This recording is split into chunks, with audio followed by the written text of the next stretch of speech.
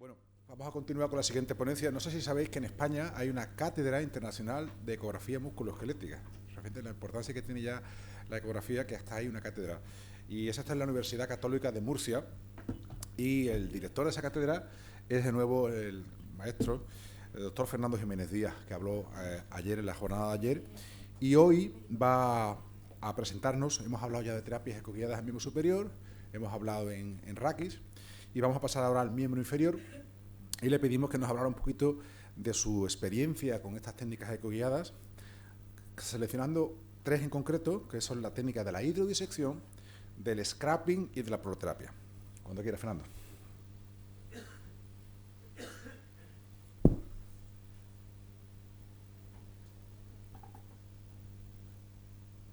Bueno, muchas gracias, Pedro, de nuevo por la invitación y sobre todo enhorabuena por la participación.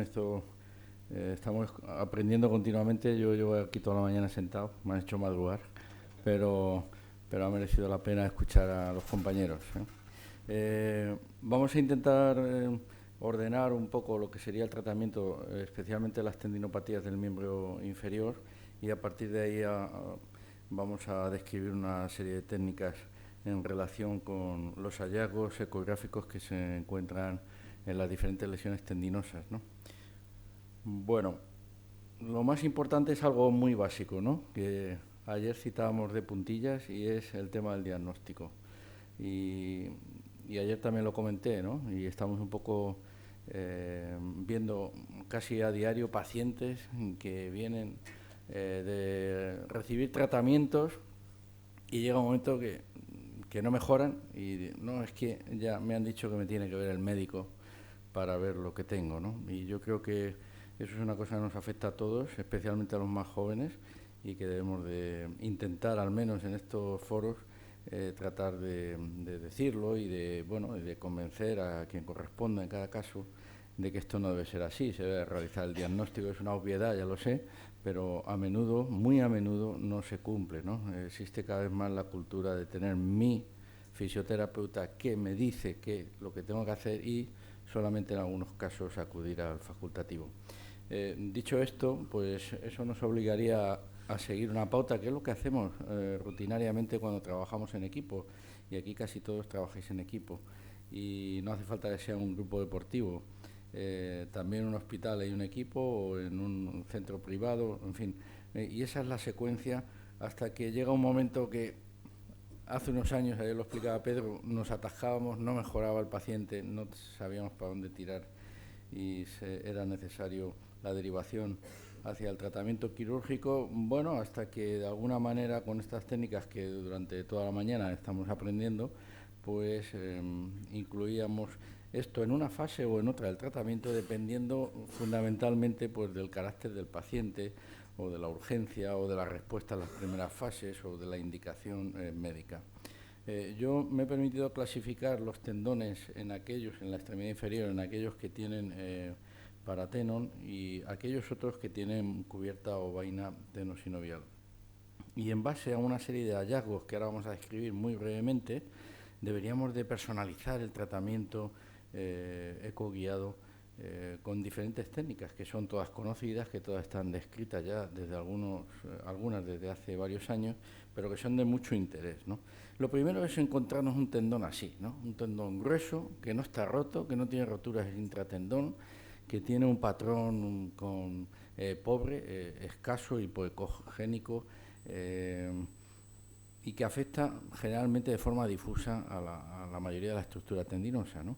Y en estos casos la indicación preferente desde mi punto de vista y en mi experiencia sería la realización de técnicas de hidrodisección del tendón respecto a la grasa subyacente, a través de la técnica descrita hace algunos años por Chan y otro grupo de traumatólogos, en la cual lo que se hace realmente es una disección del tendón, de su contorno graso, bien sea la grasa de Cajer o la grasa de Offa, ¿no? Y en este sentido, pues, como decía el compañero anterior, ¿no?, siempre tratamos de posicionar la aguja bajo el plano, el tendón en su eje corto, y intentando acceder con el bisel de la aguja orientado hacia la capa más profunda, de alguna manera tratar de disecar el tendón. Vamos a... Bueno, ahí es otro vídeo diferente. La punta de la aguja siempre se ubica en la zona más distal, la zona más lejana desde el punto de acceso, y se va retirando muy progresivamente, de tal manera que vamos depositando simultáneamente. De vez en cuando yo aconsejo realizar un control modificando la sonda en 90 grados, viendo el eje longitudinalmente y dejando la aguja ahora fuera del plano para ver la altura que tiene respecto a esa línea que es el paratendón.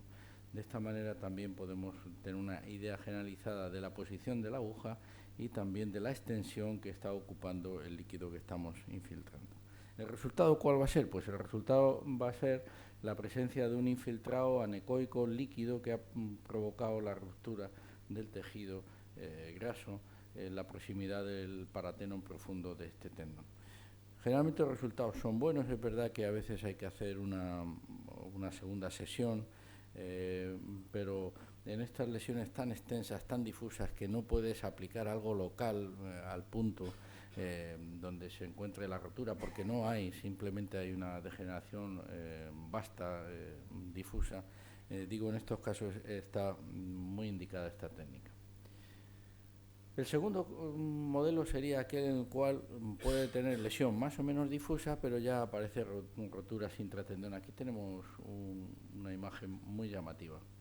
Esto es relativamente frecuente, y estos puntos de lesión o de rotura intratendón son fácilmente accesibles a través de técnicas guiadas, colocando la aguja bajo el plano, la punta de la aguja accediendo a la zona de la rotura e infiltrando, y ahí podríamos discutir cada uno lo que le vaya en gana, pero generalmente pues tratamientos biológicos o incluso proloterapia. De una forma o de otra, la aplicación se debe de realizar intratendón, intrasustancia, accediendo al punto, concretamente al punto de lesión. Obviamente, como todas las técnicas de precisión o que requieren cierta precisión, es importante colocar la aguja bajo el plano siempre, y la posición respecto al tendón bien en su eje largo o bien en su eje corto. Aquí tenemos un ejemplo del uso de una sustancia biológica, concretamente ortoquine,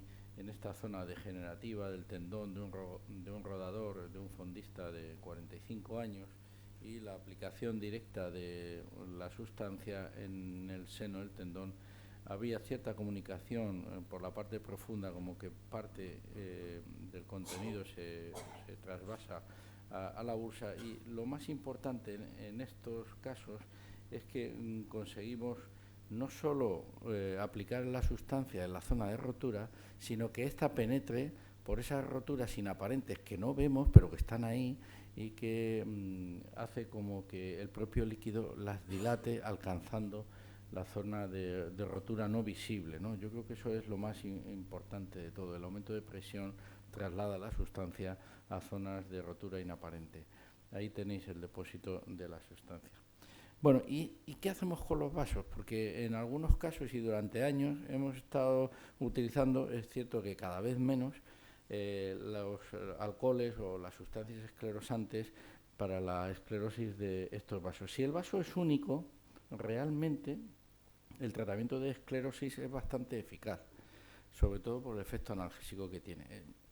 No sabemos si recuperamos la regeneración o si ésta se produce de una manera inmediata o más tardía, pero clínicamente el deportista en pocas horas va a poder entrenar, por ejemplo, ya sobre una bicicleta, o empezar a hacer el trabajo excéntrico, cosa impensable antes de realizar la terapia. Por tanto, está bastante indicado en estos casos acceder con la punta de la aguja, como acariciando, intentando acariciar este pequeño vaso. Este es el bisel, está muy ampliado con el zoom. Ahí tenemos el bisel de la punta de la aguja y el vaso acercándonos al mismo. Bueno, esto es, permitirme un poco la palabra, es casi divertido, ¿no? Porque con paciencia y con una aguja muy fina podemos llegar a conseguir el contacto y la infiltración. Este sería el procedimiento de aproximación con la aguja bajo el plano, el tendón, en este caso un Aquiles en transverso, y la ubicación del punto del vaso en su zona de penetración al interior del tendón, y en este otro vídeo el acceso, la inclusión del líquido en el vaso dentro o alrededor de él, y produciendo ese efecto flash característico en el Doppler por la entrada del líquido. Es verdad que en algunas ocasiones los vasos no son únicos, sino que son múltiples y no podemos depositar varias ampollas de este alcohol en esta zona. Por eso podemos intentar esclerosar uno o dos, digamos los más gruesos, y además realizar un procedimiento de scrapping que ya describieron Osberg y Alfredson hace unos años, por el cual, bueno, pues a base de ese movimiento con el bisel orientado hacia el vaso, tratando de seccionar de alguna manera los mismos. A veces se realiza la maniobra en un plano, luego se angula en diferentes posiciones la aguja, tratando de barrer o abarcar el mayor número de vasos, que son estas zonas anecoicas que presenta el tendón en la zona profunda. Previamente, con el Doppler, hemos comprobado que los vasos estaban ahí. Bueno, en este sentido, y avanzando un poco más, se puede utilizar maniobras de fenestración muy útiles en patologías tendinosas a nivel insercional, como puede ser el extensor común del codo, y sin embargo aquí quizá no tan indicada, probablemente por el riesgo que hay de trastornos hemorrágicos, de infección, incluso de desgarro. Es una maniobra quizá demasiado agresiva sobre una lesión tendinosa que al fin y al cabo lo que tiene es un proceso degenerativo, pero no te muestra ninguna rotura. Quizá el resultado de esta técnica no sea tan eficaz. Tenemos que distinguir, y ya estamos acabando con los tendones con paratenon, aquellos tendones que tienen un proceso inflamatorio a nivel de su paratendón, pero respetando absolutamente la sustancia intratendón, que tiene pues un patrón normal. En estos casos, ahí se ve bien, el acceso se puede realizar superficialmente y ubicando la punta de la aguja en la zona inflamatoria, y en estos casos sí que manejamos corticoides y anestésicos directamente, siempre y cuando seamos capaces de no introducirlo dentro del tendón. Por eso la ecografía ha ayudado tanto en esta patología peritendínea. Finalmente, la patología que afecta a la unión hueso-tendón, en este caso un Aquiles en su unión al calcáneo con una serie de calcificaciones, nos va a permitir la ecografía a través de estos procedimientos llevar a cabo el tratamiento o el depósito de la sustancia antiinflamatoria, generalmente tratamientos biológicos, en este área. A veces en la zona profunda del tendón, como estamos viendo, o en otros casos bien directamente sobre la zona más superficial, que es donde se encontraba el proceso inflamatorio. Como digo, en cualquier caso, la posibilidad de ver la aguja y su extremo es fantástico para alcanzar la zona diana. El segundo grupo de lesiones son aquellas que en la extremidad inferior los tendones están rodeados de esa cubierta sinovial. Aquí tenemos una tenosinovitis que afecta al tibial posterior y al flexor largo de los dedos, una imagen muy llamativa en un jugador profesional de baloncesto, y representa pues aquellas lesiones más frecuentes, especialmente en el tobillo, por tratarse de tendones que cruzan superficies óseas, ¿no? Y puede tratarse de tenosinovitis aislada. Podemos ver tendinosis en tendones que tienen cubierta sinovial. Parece que esto es excluyente y no es así. A menudo se puede asociar incluso una tenosinovitis y una tendinosis en un tendón con vaina, y finalmente las entesopatías, como ya hemos descrito, no tendrían ninguna diferencia.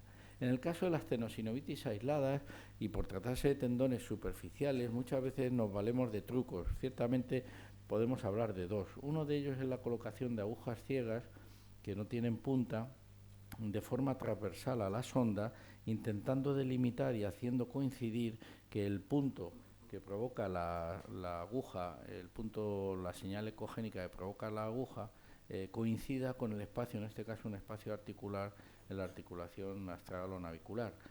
El movimiento ahora lo veremos, haciéndolo coincidir, plasmamos compresión en la sonda sobre la aguja, retiramos la aguja y vemos la marca que ha producido. Eso que nos permite realizar lo que llamamos una técnica indirecta, porque hemos utilizado la ecografía solamente para identificar el punto de acceso, pero no lo hacemos en tiempo real, puede ser un buen truco. Ahí vemos el espacio o la señal que produce la aguja y el movimiento de esta por encima del espacio articular, pequeño espacio articular en este caso que queremos abordar. Y otro truco, si me permitís la palabra, también sería la utilización de agujas que son dobladas para acceder a estructuras muy superficiales, como pueden ser los tendones peroneos, o bueno, en general los tendones flexores también a nivel del canal tarsiano. Esto nos da un plus en el sentido de que cuando estamos trabajando sobre esas zonas tan superficiales, la aguja es más fácil de manejar y más fácil de alcanzar dicha estructura. Bueno, lo más importante de todo, que es en este caso sobre un tibial posterior, ubicar el extremo de la aguja justo en el espacio tenosinovial. Hablamos de un espacio que oscila entre 1,5 milímetros, 3 milímetros, por tanto no es tan sencillo llegar a pinchar el tendón. Debemos de evitarlo, a veces nos pasamos y hay que retirar, y esto quizá es la clave de la técnica. Es cierto que cuando hay una gran tenosinovitis, y esta lo era, perdonad porque el vídeo está demasiado cortado, pero bueno, se ve la infiltración de la sustancia en el interior del espacio tenosinovial que rodea los peroneos. O bien una infiltración, en este caso de un flexor largo de los dedos, manteniendo siempre el paquete vascular y el nervio, en este caso el nervio tibial ya dividido en sus dos ramas plantares. De esa manera podemos ver el depósito de la sustancia alrededor del tendón, respetando este, ¿no? Es una técnica muy segura siempre que la hagamos bajo guía ecográfica. Podemos optar también por la infiltración a través del eje largo del tendón. Para mí resulta más complicado, es más sencillo realizarlo en eje transverso, pero he querido poner algún ejemplo porque también esta técnica a veces nos permite ver exactamente el posicionamiento de la punta y cómo a veces la propia aguja se puede enganchar, ahí lo veis como salta, en la hoja visceral del tendón. Es necesario que la punta no esté ni enganchada en esta hoja ni en la otra, simplemente en el espacio, a veces con dificultad para tratar de que el producto antiinflamatorio, y ahí lo estamos viendo, se deposite justo en ese terreno, ¿no? En ese espacio tenosinovial. Ahí veis la infiltración de la sustancia. Bueno, es común que algunas tenosinovitis estén asociadas a formaciones quísticas y es necesario realizar el procedimiento previo de evacuación. En este caso es un quiste sinovial dentro del canal tarsiano, ahí aparece el paquete vascular y cómo poco a poco ese espacio se está vaciando o está reduciendo su volumen. Finalmente, una vez que se ha vaciado, el acceso al mismo mediante la infiltración de una sustancia antiinflamatoria, normalmente un corticoide. Bueno, no es necesario cruzar el tendón, ahí aparentemente está siendo atravesado, pero es un plano diferente. O este tremendo quiste sinovial en la punta del dedo que deformaba a partir de una marcada tenosinovitis del tendón flexor largo del alus. En este caso vemos toda la tenosinovitis y su expansión. El caso era muy llamativo, ahí vemos la tenosinovitis y ahora el tremendo quiste que alcanzaba casi la punta del primer dedo. En el estudio longitudinal vemos el tendón, la inserción del tendón, la tenosinovitis y la expansión tremenda del quiste. Bueno, obviamente en estos casos la extracción es muy sencilla, más volumen, más facilidad. Se puede hacer incluso fuera de plano, como si pincharas un globo, no te vas a equivocar, pero indudablemente es mucho más seguro realizarlo bajo el plano, evitando siempre pues esos tabiques que acompañan a estas formaciones quísticas y que nos pueden llegar a ocluir la punta de la aguja. De esa manera, si vemos la extremidad de la aguja, es más sencillo evitarlo.